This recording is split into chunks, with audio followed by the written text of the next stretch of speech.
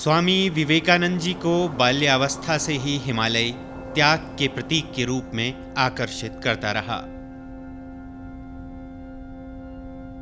अपने भ्रमण के वर्षों के दौरान और पाश्चात्य देशों से लौटने के उपरांत स्वामी जी देवभूमि हिमालय पर 5 बार आए, जिसमें से कुमाऊं में 4 बार 1890, 1897, 1898 और आखिरी बार वे मिसेज सेवियर से मिलने 29 दिसंबर 1900 को मायावती गए थे।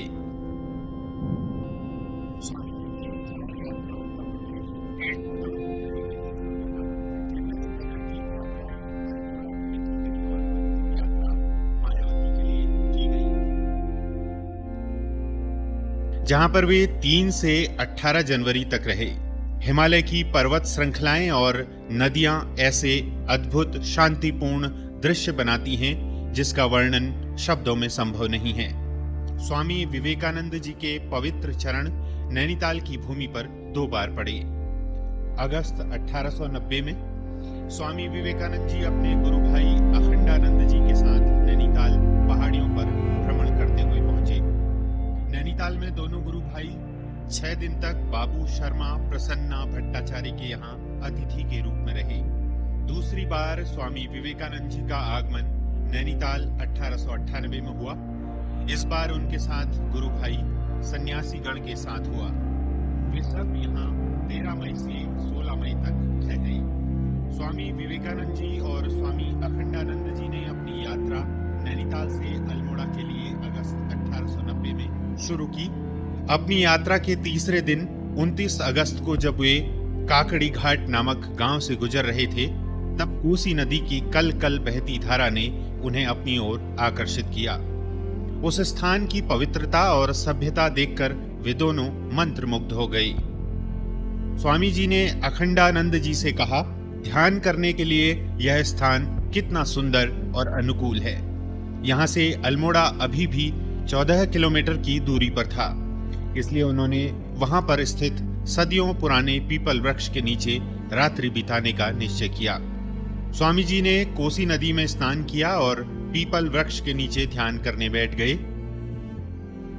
स्वामी जी के स्वयं के शब्दों में जो अनुभूति हुई, मेरे जीवन के महानतम अनुभव क्षणों को मैंने इस पीपल वृक्ष के नीचे अनुभव किया। मेरे जीवन की एक महान समस्या का समाधान यह प्राप्त हुआ।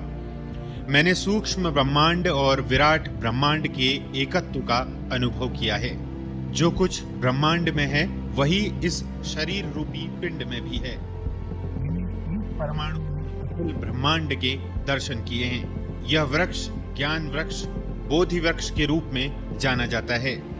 विशाल पीपल वृक्ष 2014 में पूर्णतः सूख गया, जिसे ICAR और गोविंद बल्लभ पंत यूनिवर्सिटी की सहायता से क्लोन रूप में दोबारा उगाया गया है। स्वामी जी और अखंडानंद जी ने पुनः काकड़ी घाट से अपनी यात्रा प्रारंभ की और 30 अगस्त 1890 में अल्मोड़ा नगर के बाहर एक मुस्लिम कब्रिस्तान, जो करबला नाम से जाना जाता है, वहां पहुंचे। 3 दिनों की यात्रा से स्वामी जी पूरी तरह थक चुके थे। स्वामी जी कमजोरी के कारण बेहोश होकर एक पत्थर की शिला पर गिर गए। यह पत्थर अब विवेकानंद शिला के रूप में जाना जाता है। इस कब्रिस्तान की देखरेख करने वाले जुल्फिकार दौड़ते हुए आए और उन्होंने स्वामी जी को खीरा खाने को दिया। खीरा खाने के पश्चात स्वामी विवेकानंद जी के प्राण को मानो एक नई ऊर्जा मिली। 7 वर्षों बाद स्वामी जी पश्चिमी देशों से लौटकर अल्मोड़ा मई 1897 में आए। उनके स्वागत में कार्यक्रम रखा गया। वहां स्वामी जी ने जुल्फिकार को भीड़ में दूर खड़े ही पहचान लिया। उसे अपने पास बुलाया और वहां मौजूद हर व्यक्ति को बताया कि 7 वर्ष पूर्व इस व्यक्ति ने मेरी जान बचाई थी। मैं सफर की थकावट और कमजोरी के कारण बेहोश हो गया था, तब इस व्यक्ति ने मुझे खीरा खिलाकर मेरी जान बचाई। स्वामी जी ने उपहार के स्वरूप कुछ धन जुल्फिकार को भेंट किया। करबला से अपने मार्ग पर आगे बढ़ते हुए स्वामी जी लाला बद्री शाह के घर की तरफ चले। स्वामी जी ने अंबादत्त के बगीचे में आराम किया। स्वामी अखंडानंद जी उनके अल्मोड़ा आगमन की सूचना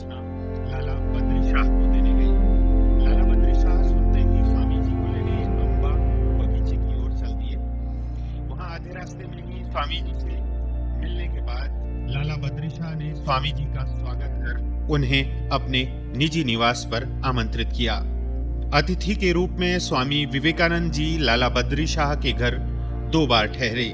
पहली बार 1890 में परिव्राजक सन्यासी के रूप में और दूसरी बार 1897 में जब वह पश्चिमी देशों की यात्रा से लौटे।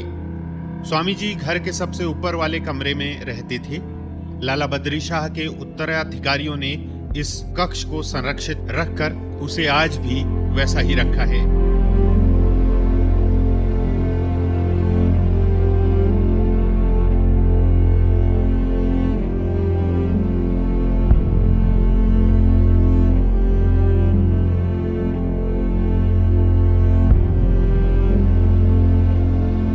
स्वामी विवेकानंद सितंबर के प्रथम सप्ताह में लाला बद्री शाह जी के घर से अकेले कसार देवी नामक स्थान को रवाना हुए। वहां पर एक निर्जन गुफा में स्वामी जी कठोर आध्यात्मिक साधना में दिन रात लीन हो गए। उन्हें बहुत ही गहरी और उच्च अनुभूतियां हुई। उन्हें महसूस हुआ जैसे कि कुछ कर्म करने अभी शेष हैं जीवन के लक्ष्य पाने के लिए। एकांत का जीवन छोड़कर वह पुनः उन कर्मों को पूरा करने के लिए कसार देवी से नीचे उतरते चले गए। स्वामी जी शिकागो से 11 मई 1897 को लौटकर अल्मोड़ा आए थे। अल्मोड़ा के नगरवासियों ने स्वामी जी के स्वागत में विशाल जनसभा का आयोजन किया। अल्मोड़ा से 5 किलोमीटर दूर लोधिया नामक स्थान है। वहां पर जन समुदाय ने स्वामी विवेकानंद जी के स्वागत में जय जयकार किया और घोड़े पर बिठाकर उन्हें शहर लाया गया। पीछे पीछे क्षेत्रीय संगीत दल सुंदर संगीत बजा रहे थे। यह कार्यक्रम अल्मोड़ा के रघुनाथ मंदिर के पास संपन्न हुआ। अपनी दूसरी अल्मोड़ा यात्रा के दौरान मई 1897 में स्वामी जी लगभग 46 दिनों तक देवलधार स्टेट में भी ठहरे। मंत्रमुग्ध कर देने वाले इस प्राकृतिक स्थान को देखकर गोडविन ने लिखा है, काश मैं इस स्थान की खूबसूरती शब्दों में पिरो पाता। स्वामी जी देवलधार स्टेट में सुबह शाम घुड़सवारी किया करते। देवलधार प्रवास के दौरान स्वास्थ्य लाभ और आध्यात्मिक आनंद की उन्हें अनुभूति हुई। अल्मोड़ा के माल रोड पर स्थित सरकारी इंटर कॉलेज में स्वामी जी ने 1898 में एक व्याख्यान दिया। अल्मोड़ा नगरवासियों के अत्यधिक आग्रह करने पर स्वामी जी ने अपने जीवन में प्रथम बार हिंदी भाषा में 27 जुलाई 1897 को सिद्धांत और व्यवहार में वैदिक शिक्षण विषय पर व्याख्यान दिया और एक व्याख्यान अंग्रेजी में 31 जुलाई को भी दिया। स्वामी जी की वक्तव्य शैली हिंदी में भी उतनी ही आकर्षणपूर्ण थी जितनी अंग्रेजी भाषा में। इस विद्यालय की ऐतिहासिक दीवारों पर स्वामी जी के जीवन वृत्तांत के चित्र आज लगे हुए देखे जा सकते हैं। इस हॉल का नाम अब विवेकानंद सभागार कर दिया गया है। इस संस्थान में स्वामी जी की मूर्ति को स्थापित कर दिया गया है। स्वामी विवेकानंद जी की अल्मोड़ा की तीसरी यात्रा वर्ष 1898 में हुई। इस समय स्वामी जी कैप्टन और श्रीमती सेवियर के यहाँ थॉमसन हाउस में ठहरे।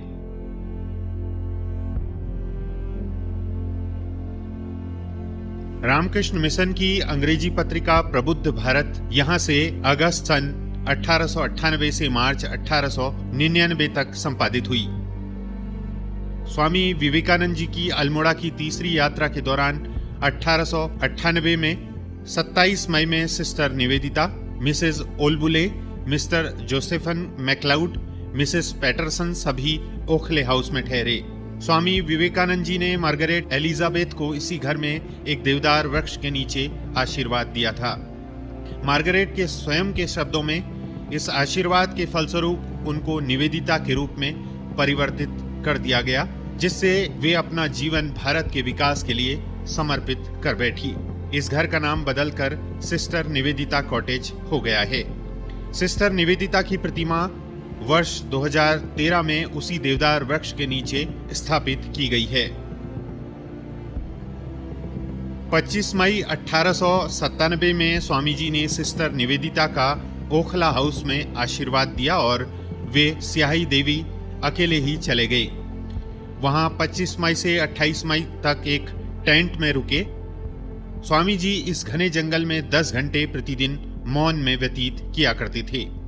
स्वामी जी का सपना था कि हिमालय में एक अद्वैत मठ हो जहां पर वेदांत साधना हो बिना किसी ब्राह्मण पूजा के। इस मठ की स्थापना मार्च 1899 में हुई। इस आश्रम की ऊंचाई समुद्र तल से 6400 फीट पर है। यह विचार स्वामी विवेकानंद के मस्तिष्क में 1896 में एक क्रिश्चियन मठ को देखकर आया।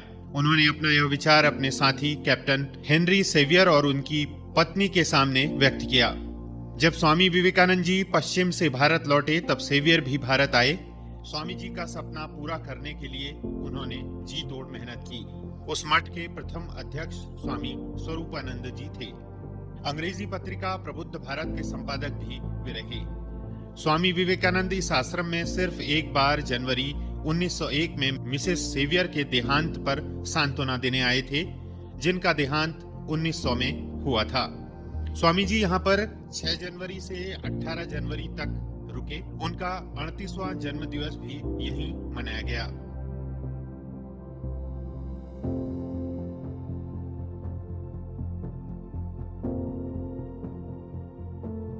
परंतु हम भाग्यशाली थे कि उस पीपल वृक्ष का प्रतिरूप पौधा बन गया है। इस पीपल के पौधे को 14 जुलाई 2016 को उसी स्थान पर स्वामी बलभद्रानंद जी, जनरल सेक्रेटरी रामकृष्ण मिशन और मठ के कर कमलों द्वारा लगाया गया। इस महान कार्य की उपलब्धि डॉक्टर एस अय्यप्पन, पूर्व डायरेक्टर जनरल ICAR और एक स्वामी जी ठाकुर बाबा मां के भक्त के प्रयासों द्वारा सफल हुआ।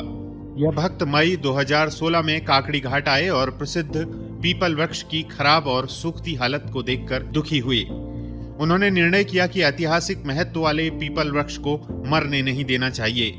इसके लिए उन्होंने SK ध्यानी और श्री कुफ्फरी को सुझाव दिया कि पंतनगर के वैज्ञानिकों के साथ मिलकर एक टीम का गठन किया जाए, जो उस पवित्र पीपल वृक्ष की विरासत को या तो पुनर्जीवित करें या इस वृक्ष से अन्य पौधा विकसित किया जाए।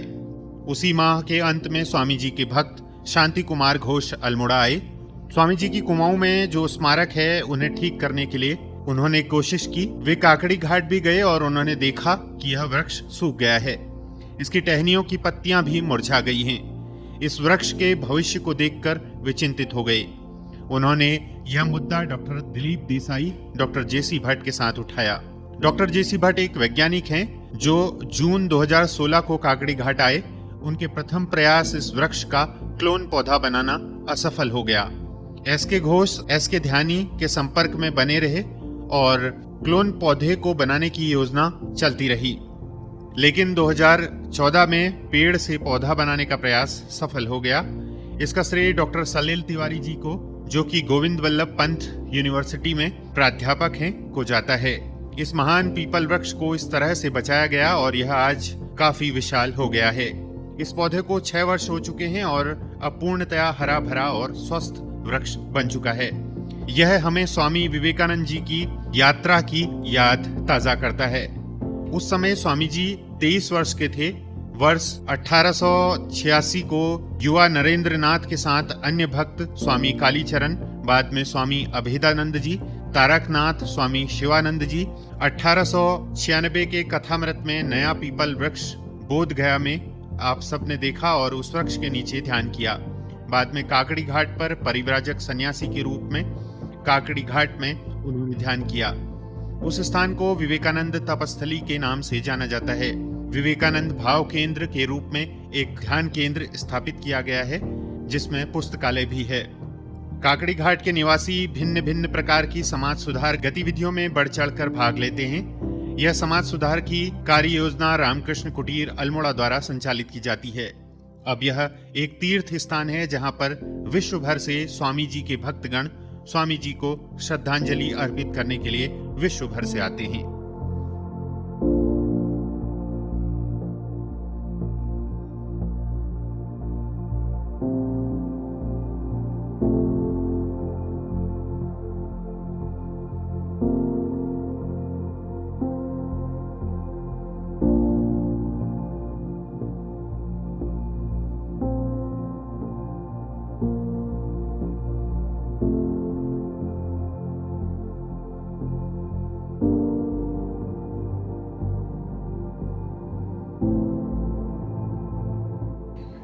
में नमो भगवते श्री रामकृष्णाय नमः। रामकृष्ण देव के प्रथम शिष्य स्वामी विवेकानंद, हिमालय के प्रति उनका अभूत प्रेम, उनका स्वप्न भूमि हिमालय, बार बार वो हिमालय में आने चाहते थे।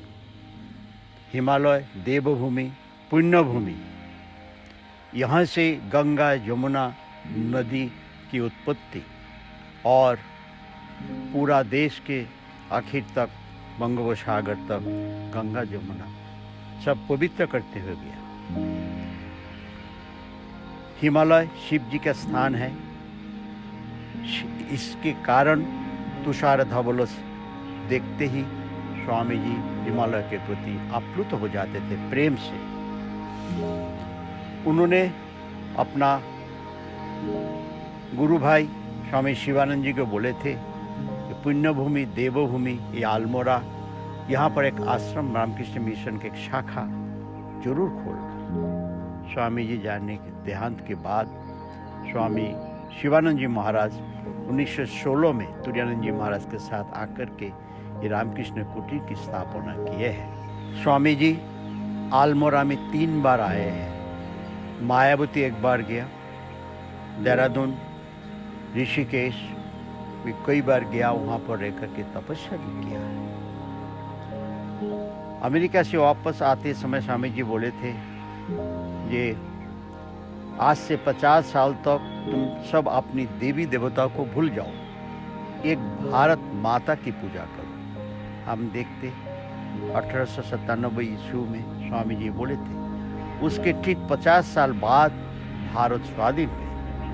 जितना भी हम क्रांतिकारी को देखते हैं, स्वतंत्रता सेनानी को देखते हैं, अपना जीवन को बलिदान दिए हैं, नेताजी, गांधी जी आदि, निवेदिता सबको शिक्षा दिए, उनके शिष्य, उनको यही प्रेम दिया था, शिक्षा दिए थे स्वामी जी। भारत के प्रति प्रेम, जितना भी सेनानी को हम देखते हैं, क्रांतिकारी को देखते हैं, इंग्रज लोग जिसको भी अरेस्ट करते थे, सबके पास स्वामी जी की छोटी सी किताब मिलते थे और एक गीता। इससे प्रमाण होते हैं वो लोग स्वामी जी से ये उनको मिला था, प्रेरणा मिली थी, जिससे देश के प्रति प्रेम हो, देश स्वाधीन के लिए उन्होंने अपना, सब लोग ने जीवन का बलिदान किया। सबको